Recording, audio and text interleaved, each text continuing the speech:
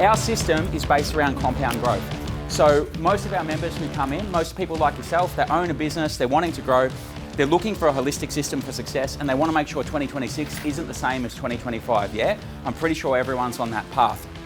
We look at it that there's 3 sorts of years you can have. And again, today I'm going to go through a system, and in each part of the system you can kind of be on 3 lines.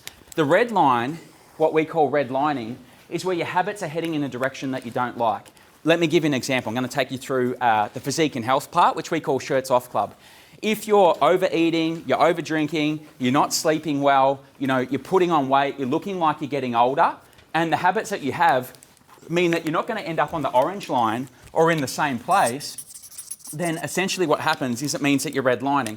Now, a lot of people do this with their health, and the trajectory that they're on is if they keep the same habits up, where they're going to be next year is going to be man-not-tastic, not mantastic, right? So it's possible for you to be on the red line. For some of the stuff that we go through today, what's going to happen is what you're doing isn't going to get you where you want to be. So we call that orange lining. It's like, the way that I'm looking after my health, I'm not going forwards, I'm not going backwards, but it's just the same. What we look for across all of the key areas, especially the ones that you need to improve, is the green line. And I love this saying, compound growth, which means that the actions that you're taking are getting you to where you want to be. If we look at that through the business lens, the way that you're running the business, marketing, sales, you're driving revenue, you're getting the profit that you want, you're building your team, you're spending the time that you want. If you look at green lining through wealth creation, it means that, ideally your net asset position this time next year is in a far better position than it was right now, as opposed to being exactly the same. If we look at it in terms of health and habits and things like blood work or how your physique actually looks, it means things are getting better. If we look at it in terms of your relationships and your family, it means that things are a whole heap better than they are now, as opposed to being the same or as opposed to being worse. Anything that I go through today, I just want you to keep this saying down. Like, it's one of my favorite sayings when I sit there and I contemplate and I think about things, is make the decisions that move you forward in life. Like, this is our job as guys, right? To make the decisions that move you forward in life. And it's not always the easy thing, because the easiest thing is to stay on the orange line and just continue to do the same thing. And that all starts with making a decision, right? Now, the system that we use to go through stuff is essentially taking the same principles that make a business successful and putting them into a system. Because the biggest thing that guys seem to lack, at least in our world, coming into rooms like this, is what's the system to win? A lot of people might have a system to win in one area. I've got a system to win in business, but like I shared, I'm neglecting my health, my hobbies, my happiness. I'm neglecting my family. I'll share some stories today, but there's been times when I've been winning in business, and it's like, if you had a scene behind the scenes, the relationship with my mum, my dad, my partner, it was getting worse, but the business side was getting better and better. And what we've looked at is really creating a holistic system to get you where you want to be. Now, in your workbook where it says the CEO Blueprint, what we do is we put you a CEO of your life, which I'll come back to in a second, and then there's 8 distinct categories that we're going to spend today going through. So I'm just going to shout them out to you and kind of give you a little bit of a picture. CEO is really getting structured on your goals, the decision making, what you want to do, all the big picture stuff. So today's a CEO day, getting to 10,000 feet. I'll quickly take you through the roles. So we have got, I'll do them in red. We have got CEO, as funny as this sounds, R&R. Who here in this room has ever felt stressed, burnt out, tired, out of energy, maybe had poor habits creeping in, like lack of sleep, alcohol creeps in, short fuse, become cynical, angry, pessimistic. It's just the pressure of stress in life because you spend so much time in the pressure cooker. I'm going to talk to you today on CEO on a concept of sprinting and really getting clear to kick ass in the structure that we use. But a huge part for us is making sure that you balance what you call your stress to recovery ratios. So you're a super happy, mantastic dude. You don't want to be successful at the cost of, family, at the cost of friendships, at the cost of health, at the cost of hobbies. Instead, you want to be successful, holistically successful, and taking that time to look after yourself. I'm going to take you through a role, what we call the Shirts Off Club. Fun story for you. G and I were on a boys trip, which is part of R&R, in Cancun in 2019. Yes. We love doing boys trips. They're really, really good fun. That one was an accident. What's that, brother? That was an accident, Cancun. That one. That was? An accident. Yeah. Spring break. Oh, yeah. we accidentally, it's actually true, flew into Cancun. So what happened was, I was in LA already, G was in Brizzy. I went to LA for one night, probably had like one of the most holistic health days that I've ever had. I meet G at LAX. We fly to Mexico. We'd never been to Cancun before. We've done boys trips in Europe, Queenstown, Bali, all over the shop, but we'd never been to Mexico. We land, it's a Thursday night, and we go, you know what? It's Thursday. Let's hold off. Let's be conservative. We go to the hotel, it's at the Hard Rock, it's all inclusive, and there's just this vibe. You know when you go somewhere and you just feel like that electricity, like this is gonna be a good time. I look at G, I'm like, uh-oh, we're in trouble here. We go into the room, but we're like, no, we'll keep it quiet and relaxed. We go into the room, they've got a built-in mini bar. It's not a mini bar, it's a bar. We think, well, we've got to have a Mexican beer here, just one beer. And we call this a wild card at Mantastic, by the way, because for both of us, we've got a pretty, efficient operating system, which you're going to learn today for doing your life. But then we go down and we go to the bar, and the bartender's intent on making us, a Mexican margarita. He makes another one. He says, there's a nightclub in this hotel. We go, no. We look at each other and go, did you know there's a nightclub? We better check it out. It's probably like, R&D, research development. We go to the nightclub. It's a glow-in-the-dark party. We made about 80 new friends. And we went to this other big nightclub, mega club called Coco Bongo, and came home at about 3 a.m. Just cracking ourselves laughing, having the best time. Which seems to be common when we haven't seen each other for a little while. So we keep our catch-ups very regular because it keeps things in control for us. Anyway, the next day we wake up, we've got a rule: if you ever pull a wild card or have a little bit of fun, you have to essentially run 8 to 10 kilometres the next day to stay in shirts off club condition. And we both train, like G currently still owns Brisbane's #1 health club, which he just won an award for. And I owned a health club in New Zealand called TomFit. My degree's in health science. We both ran a fitness and a business education college, done lots of speaking in it, etc. So shirts off club condition has been something that is really important to us. And for me, I don't know about you guys, but what I've found is when I'm in shape physically, I'm in shape mentally. There's just no, now I'm pretty pedantic on good sleep. I don't drink on school nights, hardly drink alcohol at all anymore. And when I'm training, it's like I just have a good day. We go down to the pool. We wake up the next day and there's like early 2000s house music. It's just a good vibe. And we go down to the pool. We didn't know it was spring break. We kid you not. The pool's pumping 11 a.m. in the morning after the run. But it was really weird. There's all these guys in the pool and they had their shirts on. There would have been 200-300 people there, but there's these guys, these grown men in the pool, just like Kello, with shirts on, and it just looked like they'd fallen in the pool. Like it was really weird.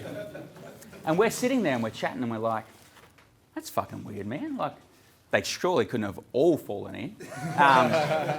And we sat there and we looked at it and it's like, well, a huge part of the Mantastic framework is liking what you see with your shirt off. Does that mean you have to be 4% body fat or a bodybuilder? Shit, no. That might be a jean size, a belt size, just a visual look that you like and feel good. But we're really big on the physique and health side, which we call SOC. FYI, SOC also has invisible elements like your energy, your blood work, how your body functions, how your headspace goes. So we're big on goals, we're big on R&R, and we're big on looking after your health, which we will break down. Now the next section, the section everyone loves. By show of hands, who likes money? Yeah. We call this being the CFO of your life. When it comes to CFO, we're going to be talking about today 2 bank accounts. Number 1 bank account is obviously your financial bank account. For us, money is just paper energy to do the things that you want to do. When you've got money, you're able to make decisions that make you happy, whatever that might be. If you're a car guy, you can drive the car that you like. If you like travel, you can travel to where you want to. Money is just a tool to be able to do that. What we're also going to touch base on in CFO is your happiness bank account, because I've been speaking in public since I was 23. I'm 39. G and I turn 40 next year, and we've been in this game since we were 22, 23.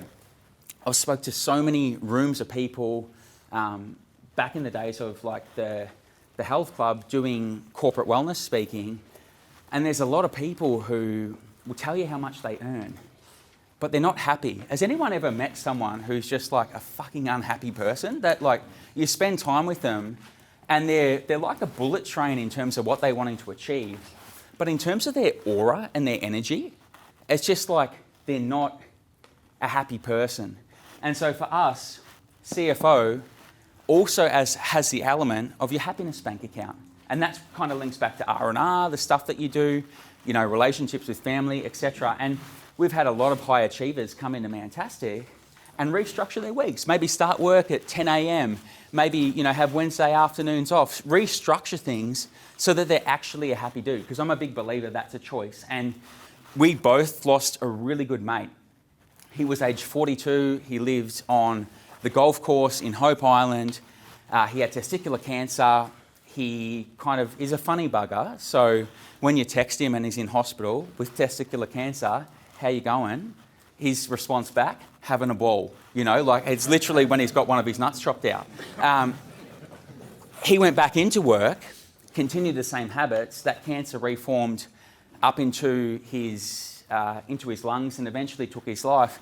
G and I had to do the eulogy. We didn't know it was an open coffin. Our best mate's in a box, sitting there and you're looking. We were probably 30 at that stage.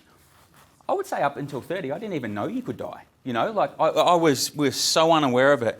But since then, it's like, you've got to fill that happiness bank account because who knows when it's your turn, you know what I mean? So we look at that side as well. And for me, making money but not being happy, which we'll talk about, is a bad trade. We're going to touch base on HR.